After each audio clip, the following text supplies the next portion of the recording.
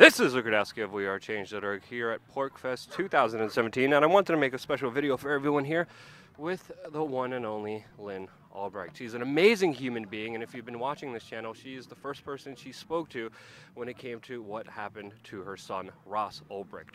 Allegedly Dread Pirate Roberts, allegedly of the Silk Road, and the case has just turned into a debacle in my case. I covered the Ross Ulbricht criminal court case that was happening in New York City, and I am still surprised at the injustice that is happening. But I wanted to bring Lynn on to talk about just the latest updates, what's happening, and most importantly, how we can get involved and be a part of helping Ross. But first, Lynn, what are the latest updates when it comes to Ross?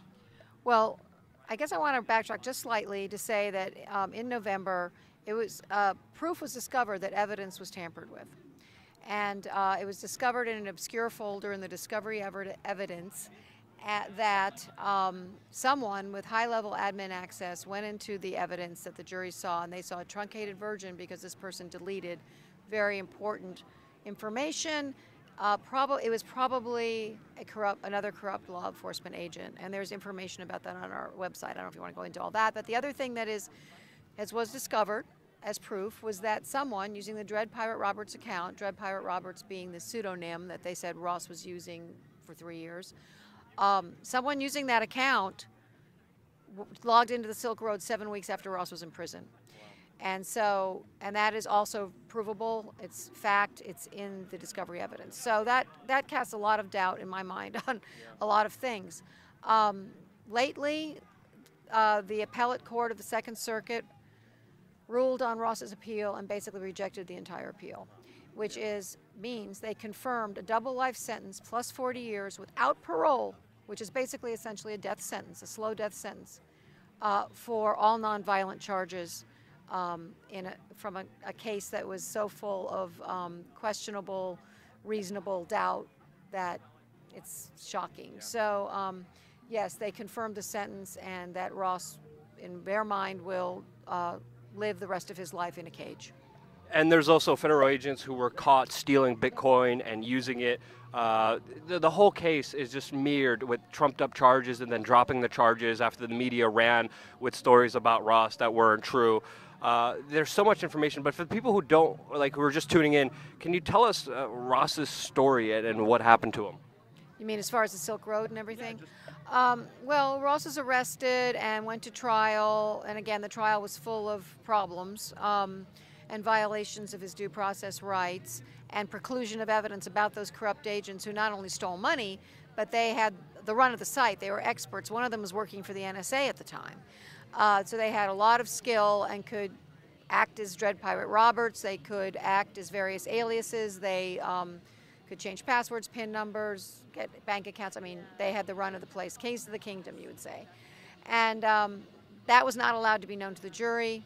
In any case, the jury convicted Ross of all the charges were nonviolent. However, there were allegations that he was involved in murder for hire, but the government never bothered to bring that to trial. They never bothered to present it to the jury for proof.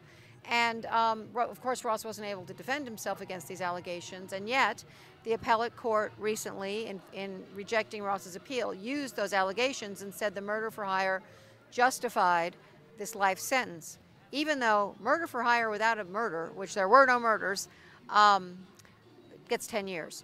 So I don't believe for a minute that Ross did that, but in any case, it wasn't ever charged. Yeah. It was never brought to trial. And the question is, well, why do we even have trials if you can put someone away for life based on something that they don't even bring to trial?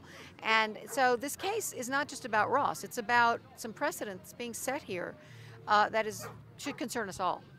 Because a case of this kind of high-profile case trickles down to the courts and affects other cases, and then other people are affected in the same way.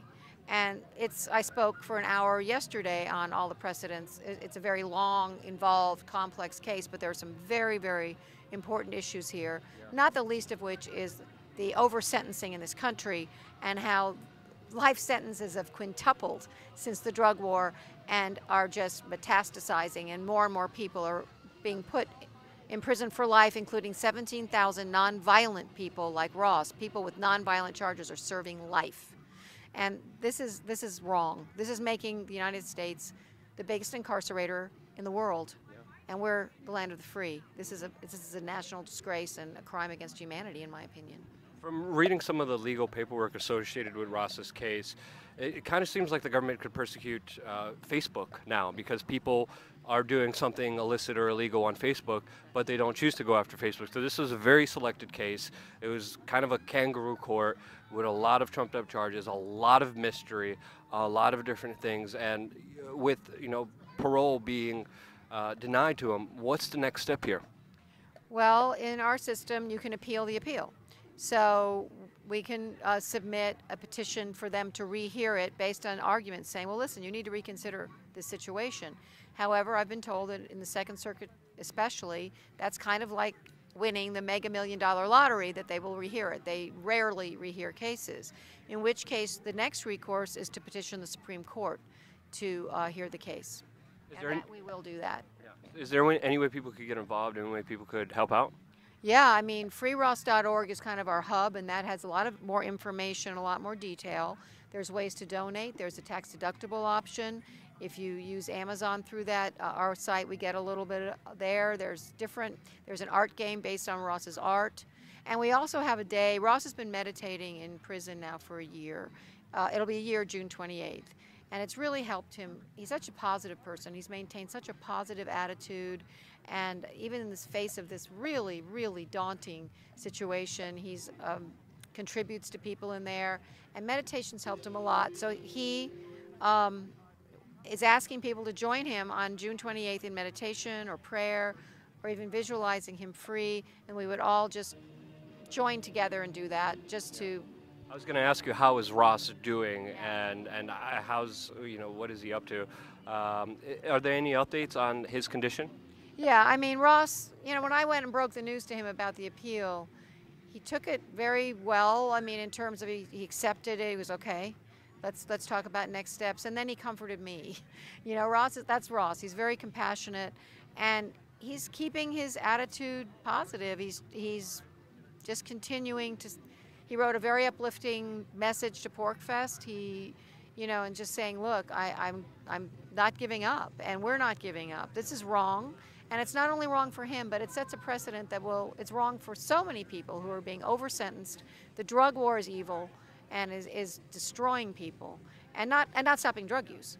And things need to change, and I just hope that this case can be, and Ross hopes, can be used to make some positive changes. And so he's keeping his spirits up as well as can be expected. It's tough. It is tough. I won't deny that. Yeah, Ross's case is a very important precedent, especially for online freedoms and the future of the internet. So I definitely highly recommend you check out freeross.org. That's the website. Anything else you want to say, Lynn? Well, just that we so appreciate everyone's support and sticking with us this far. It's a long, hard fight. And we're not giving up, not, as I said, not just for Ross, but for the very important precedents. We're at a tipping point in history here. We could very well lose our freedoms in many ways. And we can go either way. And the courts are grappling with these issues. And a lot of decisions are being made, and this case is one of them. And so it's bigger than Ross. It's bigger than drugs or a website. It's got a lot more to it. Please go to freeross.org and learn more about it. It's important. Beautiful. Thank you so much for your bravery, and thank you so much for your advocacy work. And stay tuned. Link will be in the description below. We're going to have a lot more coverage coming here your way on youtube.com/WeAreChange.